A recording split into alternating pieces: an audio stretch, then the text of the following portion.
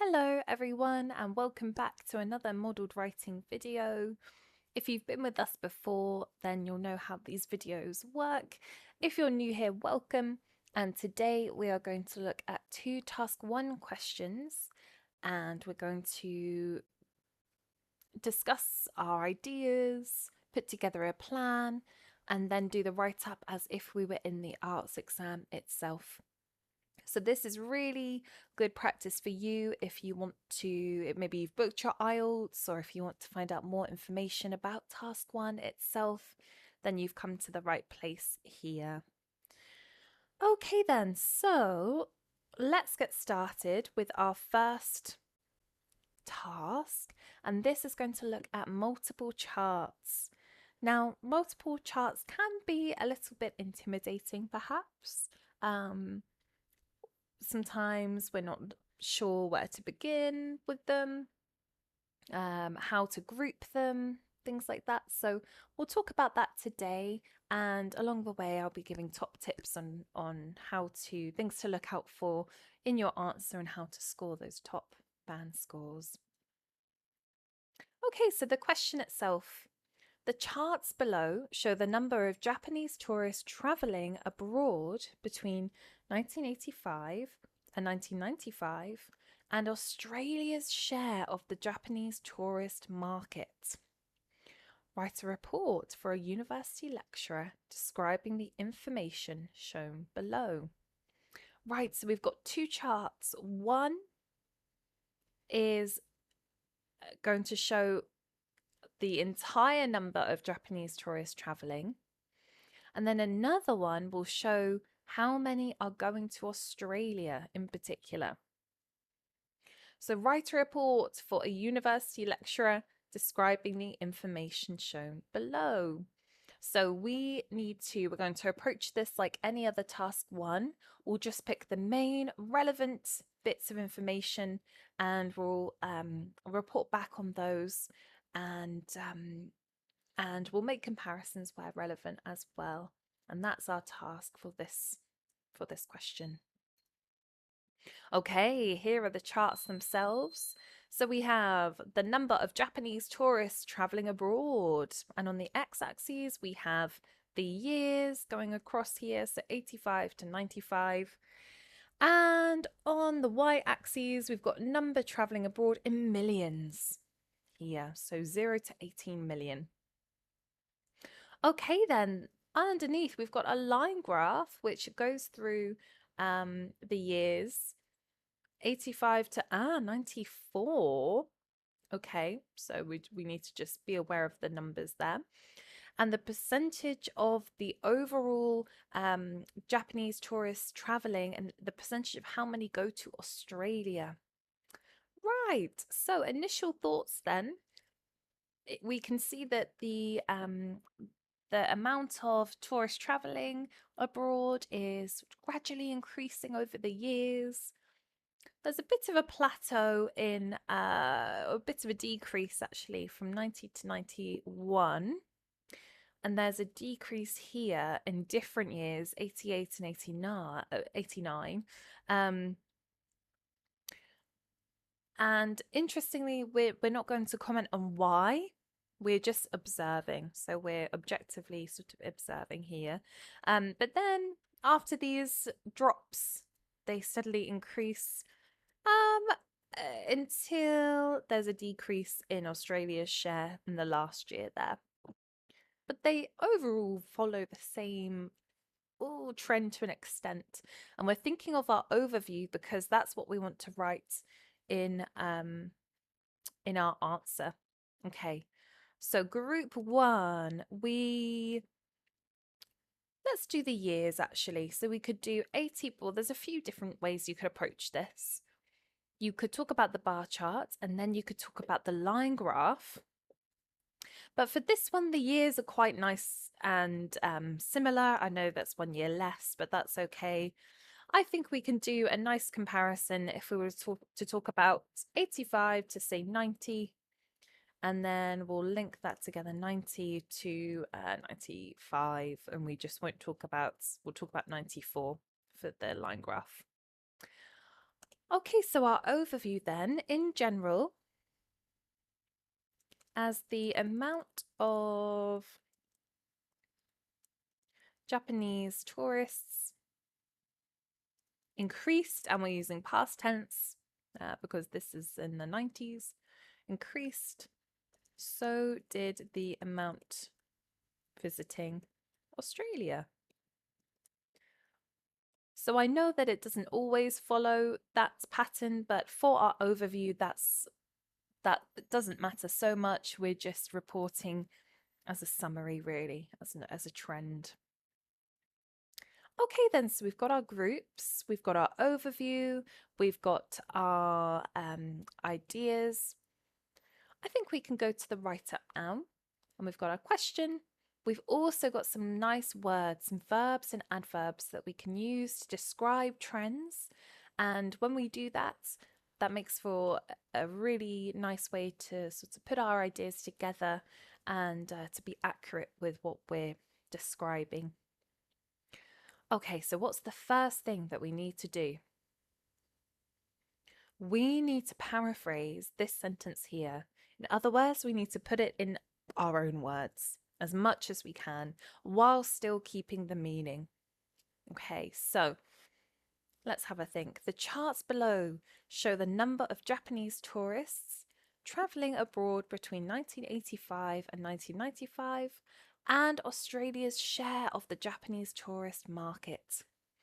Okay, so what we could do is we could talk about each chart. So we could start with the bar chart displays data on the amount of Japanese, on the number of Japanese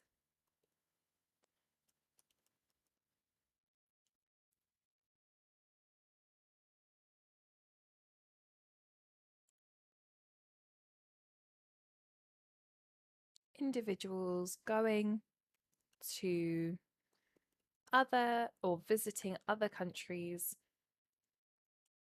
from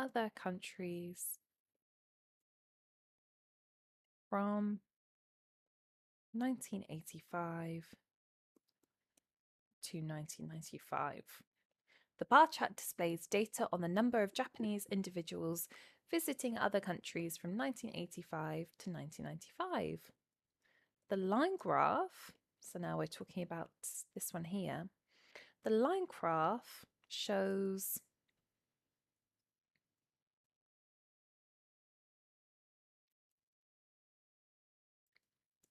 the percentage of this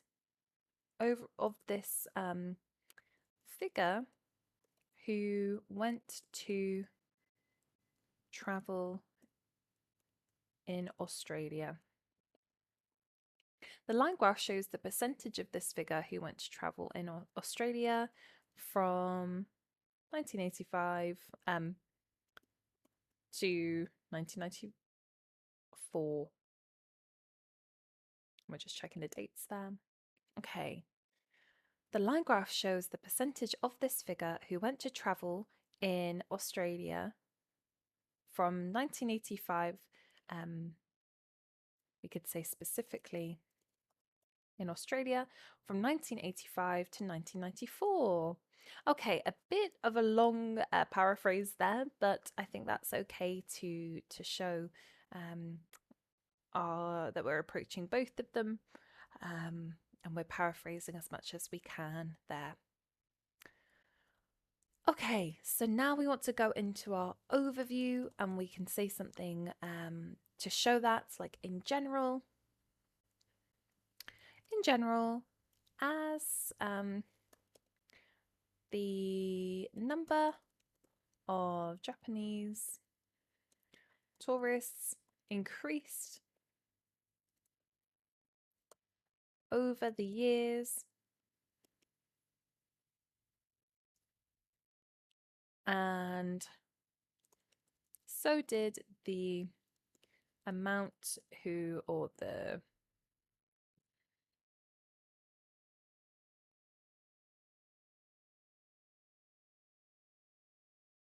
the number figure.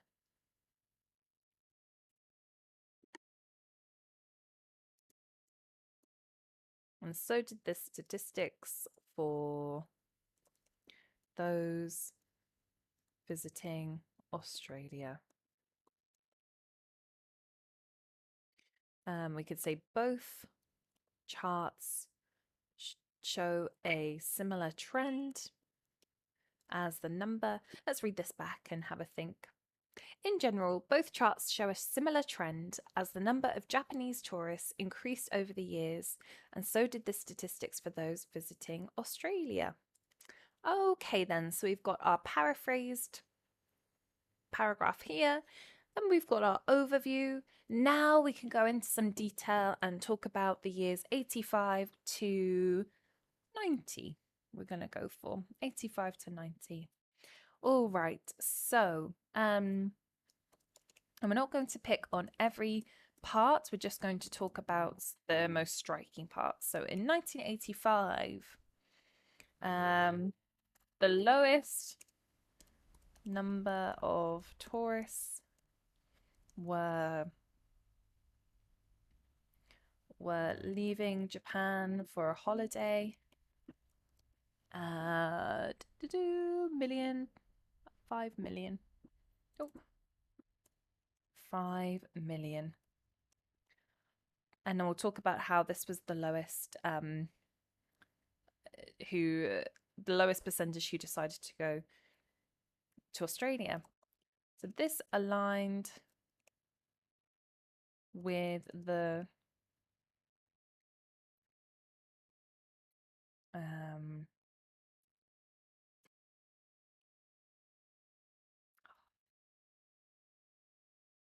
maybe we don't want to repeat ourselves. The least amount of tourists were leaving Japan. This aligned with the lowest percentage who entered Australia that year. And then we have 2%. Okay, so we're starting with 1985, but let's not forget that we've got quite a bit to talk about. So how about we say that this gradually increased until for both figures until 1988. Gradually increased for both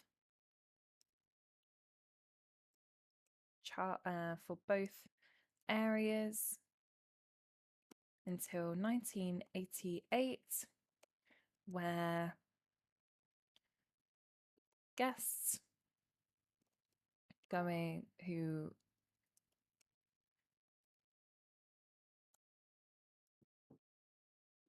were Japanese tourists in Australia fell to 4.2 maybe 4.2%.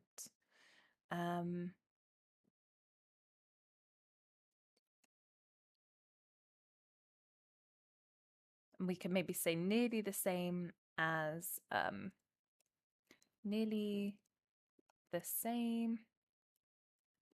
figure as 1987. And I like a bracket, so we can do 4% here. Okay, so we're describing the trends now, and we've taken a dip.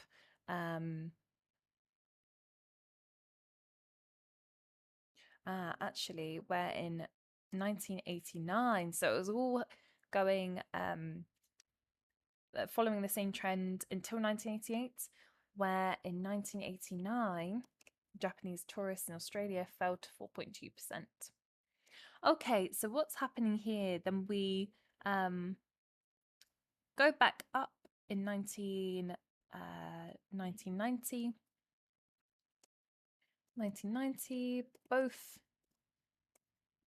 both sets of data saw a climb. And then where were we standing? So we could say maybe 4.8 and 11. Out of the 11 million tourists from Japan,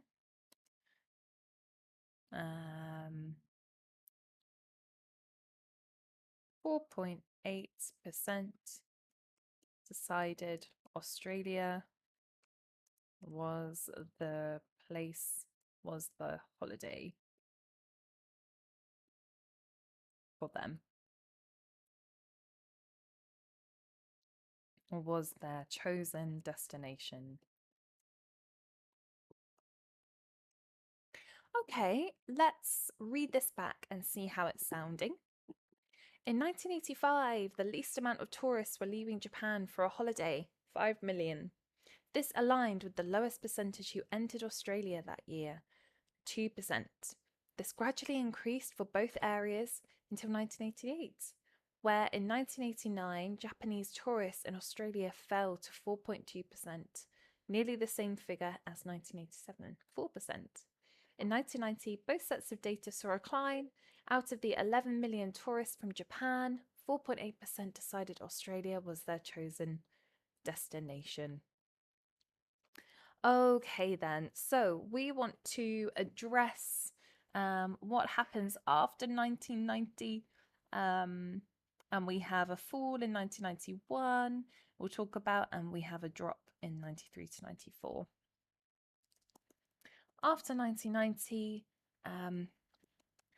the number of people leaving Japan dropped in 91, witnessing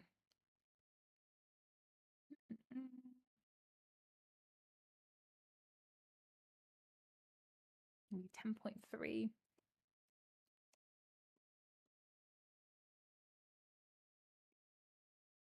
10.3 million holidays.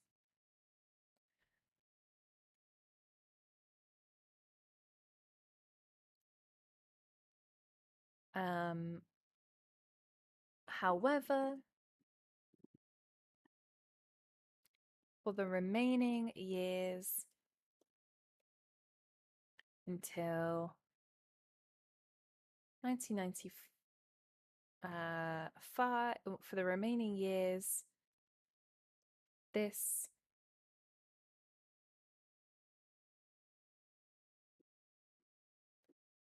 figure steadily grew and surged. We could say it looks like by nearly 2 million, and surged by 2 million in the from 94 to 95, ending with, so we're talking about the gap, and then let's do maybe 15,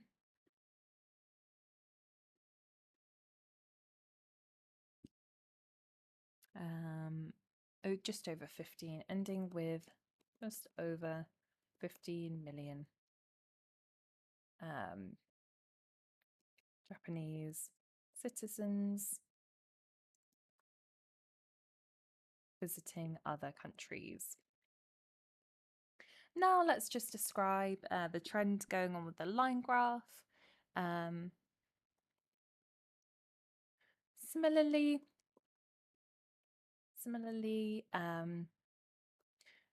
the tourists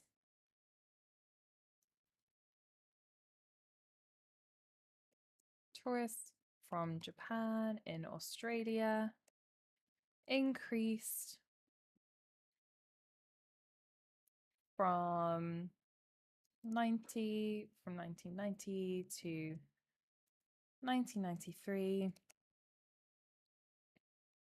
and saw a slight decline in 94, where 6% visited the country. Okay, let's read this back and see how it's sounding. After 1990, the number of people leaving Japan dropped in 91, witnessing 10.3 million holidayers. However, for the remaining years, this figure steadily grew and surged by 2 million from 94 to 95. We're just checking the data here. 2 million. Yes, so we had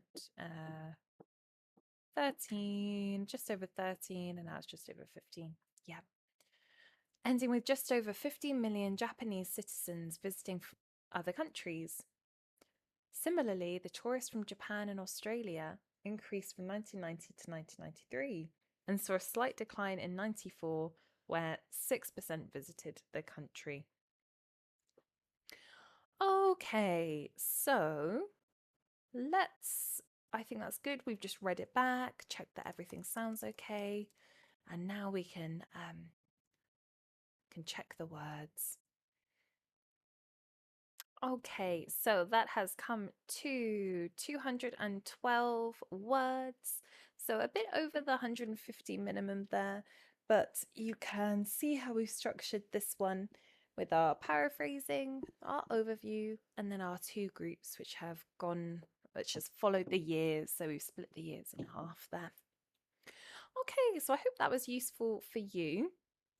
We can now move on to our next task, which is going to look at a diagram. Now, diagrams cause issues for some students because the language might be slightly different, or just the way in which it's presented is different in itself. However, the approach stays the same. So let's have a look. The diagram below gives the information about the Hawaiian island chain in the center of the Pacific Ocean. Write a report for a university lecturer describing the information below. Okay, so we've got a picture on the all about the Hawaiian Islands here, and we have to report back the information that we're seeing to a university lecturer. Okay, let's have a look.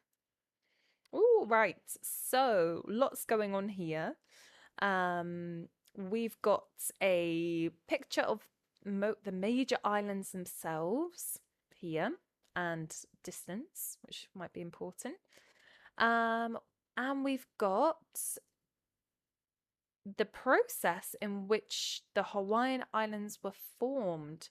So we've got the Pacific Plate, direction of shift of the Pacific tectonic plates, and it moves 7 to 9 centimeters per year. Okay. It's underneath a rock, and then here we've got the process of how the volcanoes are actually formed themselves. Right, so we've got lots of things going on here. Let's have a think of how we can put this all together. So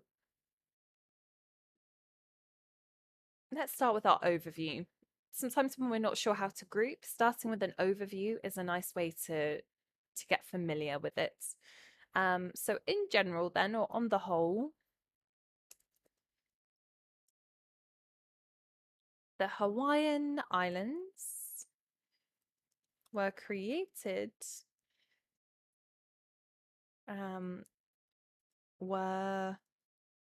are formed of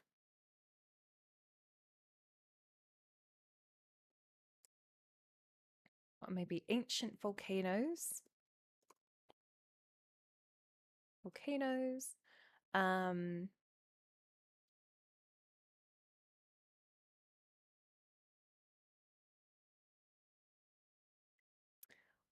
The Hawaiian Islands are formed of ancient volcanoes that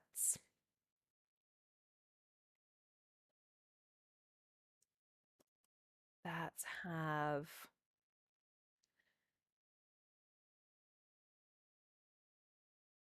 we could mention the process here as well. That might be quite nice. So the Hawaiian Islands are formed of ancient volcanoes.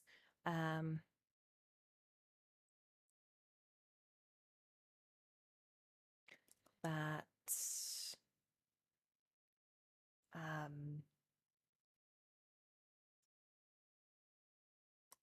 have a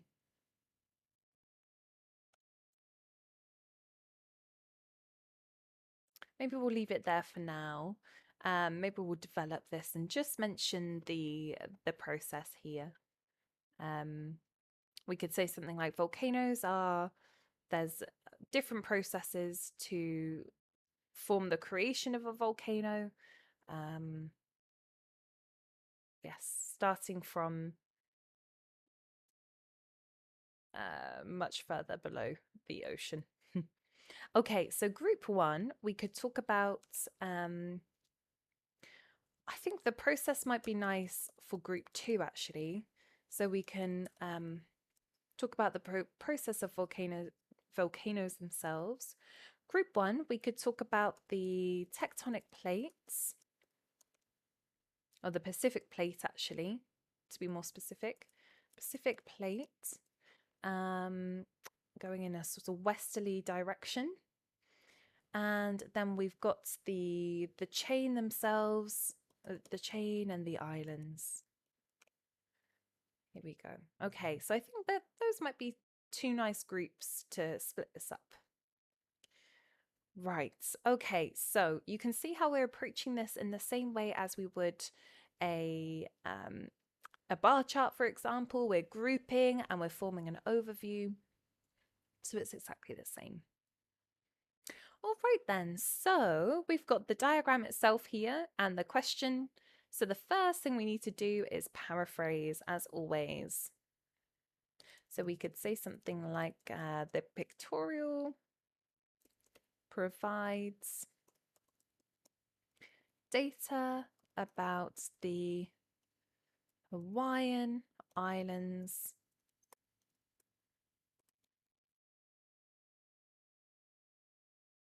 in the middle of the Pacific Ocean.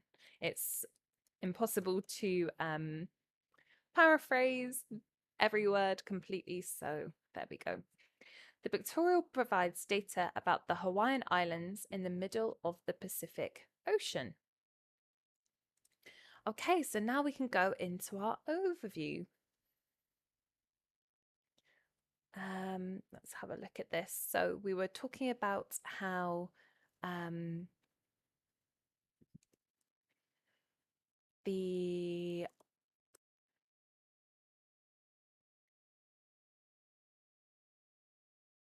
could use a nice word, archipelago. Archipelago was formed is formed of the ancient volcanoes,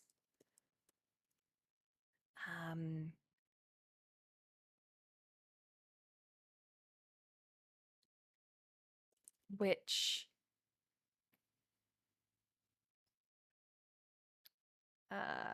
ancient volcanoes which are created by the movement of the Pacific plate and energy stemming from many kilometers underground, underground, under dense rock. The archipelago is formed of ancient volcanoes which are created, or maybe which were created by the movement of the Pacific plates and energy stemming from many kilometers under dense rock. Okay, so you can see that even though it's a diagram, we can still do an overview And we're not being specific. Maybe we can, but we are drawing from the um, diagram itself at the same time. All right, so now we can go into our group 1.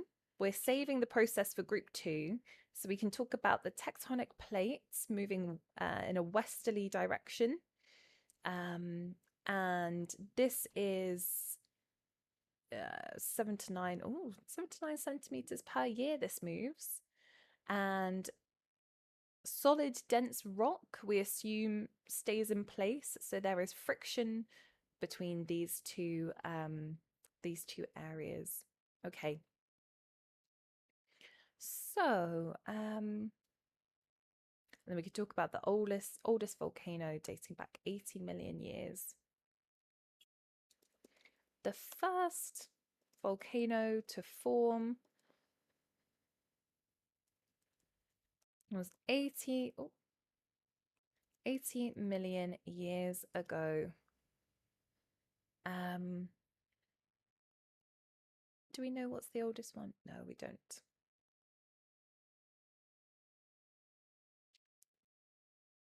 I mean, maybe it's Nihao, this one here on the left, because this is a map. So north would be up here, north is up here, and we've got the most westerly one here. So perhaps it's that, we're not too sure.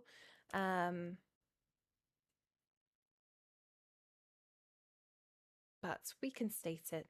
So the first volcano to form was 80 million years ago. This seems to be the island of Nihao. Okay.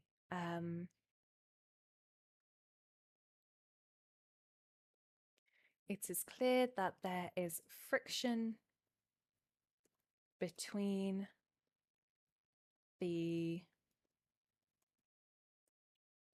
tectonic plates, in this instance, the Pacific plate, and the solid dense rock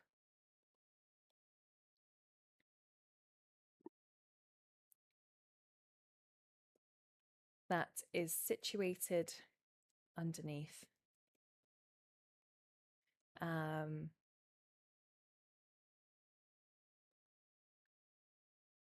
This is caused by the shifting of the plate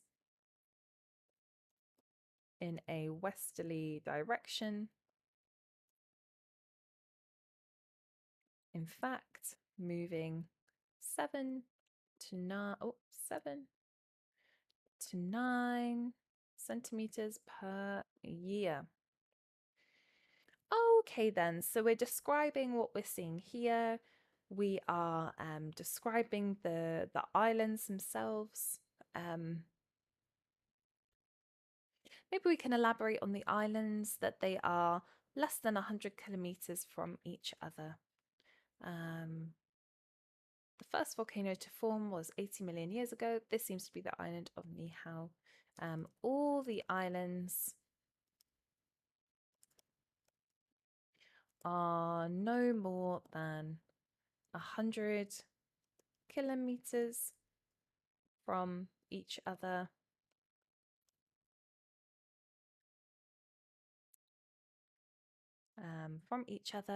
All the islands are no more than 100 kilometers from each other, maybe, and vary in size. Okay, let's read this back and see how this is sounding. The first volcano to form was 80 million years ago. This seems to be the island of Nihao. All the islands are no more than 100 kilometers from each other and vary in size. It is clear that there is friction between, we could maybe say, just keep this short, there is friction between the tectonic plate, in this instance the Pacific plate, and the solid dense rock that is situated underneath. This is caused by the shifting of the plate in a westerly direction, in fact moving to 7 to 9 centimeters per year. Okay, so we're describing the plates and how the islands are formed. Now we can go on to the process of how a volcano forms in a bit more detail. So the process of this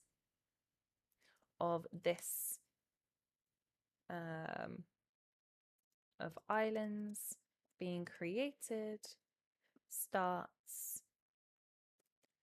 2,883 kilometers below ground.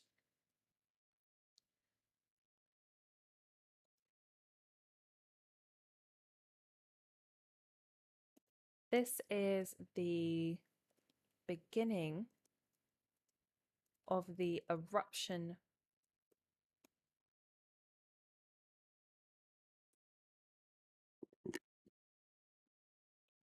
or we can say maybe eruptions are first witnessed here.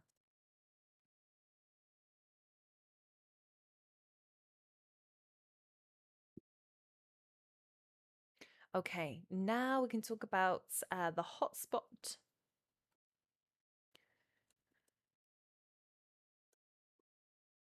This builds to make a hotspot which does not, which remains static, so does not move. Does not move.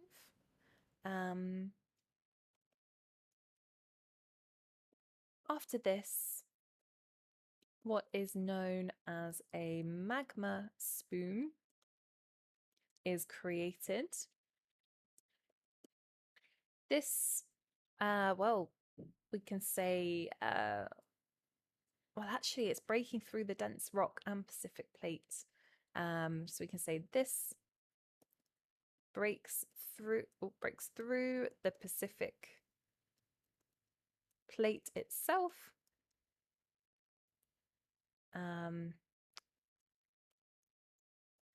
As the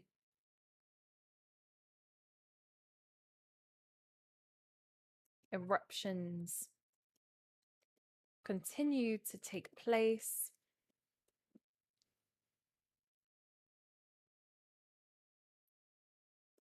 this is when a volcano is formed. Oh, volcano is formed and begins, in this instance, to sit above sit above the Pacific Ocean.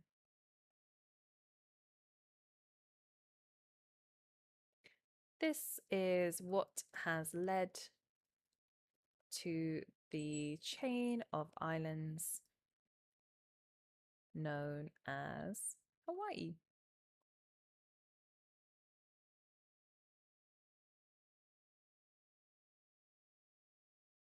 Known as Hawaii. Okay, let's read this back and see how it sounds. The process of islands being created starts 2,883 kilometers below ground. Eruptions are first witnessed here. This builds to make a hotspot which does not move. After this, what is known as a magma spume is created. This breaks through the Pacific plate itself. As the eruptions continue to take place, this is when a volcano is formed and begins, in this instance, to sit above the Pacific Ocean. This is what has led to the chain of islands known as Hawaii. Okay then, so as you can see, we've approached this in the same way as we would any other chart or graph here. And we'll just check the words for this one and see how we're doing. Okay, so this comes to, in fact, 200 words on the dot there. So that's quite a nice amount of words to aim for, a bit over the 150. So you can see that we've still, as always, we're still pulling information from in this case, the diagram. So in that sense, it's no different from, say, a bar chart or a line graph. We're just feeding back the information. And as always, we've not talked about every single part um, of this, but we have talked about the process and made sure to not repeat ourselves too much. But I hope that's helped, and I hope that diagrams are a bit less daunting now, hopefully. And yes, they can come up in the exam, so good to be aware of some of the language used for diagrams, which are quite unique. Diagrams and maps are definitely one to think about the vocabulary for them. Okay, well, that brings us to the end of today's video. Thank you so much for coming along today, and I hope that's been helpful to you. Let us know if you've got any questions or comments. We really love to hear from you, and we'll see you next time.